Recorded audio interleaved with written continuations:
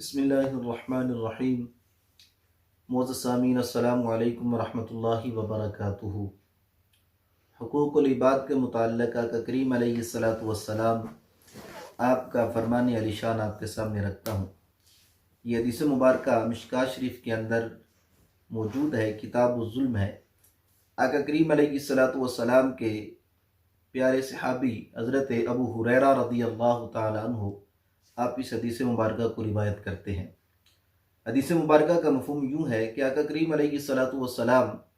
آپ نے صحابہ اکرام سے پوچھا کہ مجھے بتاؤ کہ مفلس کون ہے، تو آپ کی بارگاہ میں عرض کی گئی، یا رسول اللہ صلی اللہ علیہ وسلم، مفلس تو وہ ہے جس کے پاس سونا چاندی درہم و دینار نہ ہو، مال و اسباب نہ ہو، وہ تو مفلس ہوتا ہے۔ تو آقا کریم علیہ السلام نے ارشاد فرمایا کہ میری امت کا مفلس وہ نہیں، بلکہ مفلس یہ ہے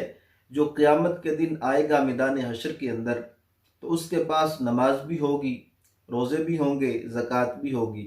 لیکن حال یہ ہوگا کہ دنیا کے اندر اس نے کسی کو گالی دی ہوگی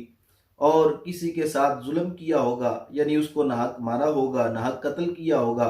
کسی کا مال کھایا ہوگا۔ تو جب قیامت کے دن وہ آئے گا تو اس کی جو نیکیاں ہیں وہ حقداروں کو دے دی جائیں گی، یعنی جس کے ساتھ اس نے ظلم کیا ہے اس کی نیکیوں سے اس کا حساب برابر کیا جائے گا، یعنی جس کا مال کھایا ہے اس کو بھی اس کی نیکیاں دی جائیں گی، جس کو قتل کیا ہے، جس کو ناحق مارا ہے اس کو بھی اس کی نیکیاں دی جائیں گی، اور جس کو اس نے گالی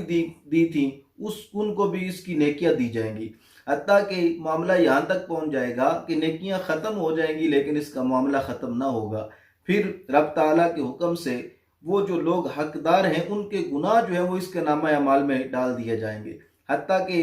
نامہ اعمال کے اندر گناہ بڑھتے جائیں گے، پھر حکم ہوگا تو اس کو جہنم میں پھینک دیا جائے گا۔ یعنی مفلس وہ ہے جو دنیا کے اندر محبوب علیہ السلام کے فرمان علی شان کے مفہوم یہ ہوتا ہے کہ دنیا کے اندر جو حقوق العباد صحیح معنوں کے اندر پورا نہیں کرتا بلکہ ظلم کرتا ہے، تو حقیقی معنی کے اندر قیامت کے دن وہ مفلس ہوگا۔ اللہ تعالیٰ کی بارگاہ کے اندر دعا ہے کہ محبوب علیہ السلام کی تعلیمات کے مطابق زندگی گزارنے کی توفیق عطا فرمائے۔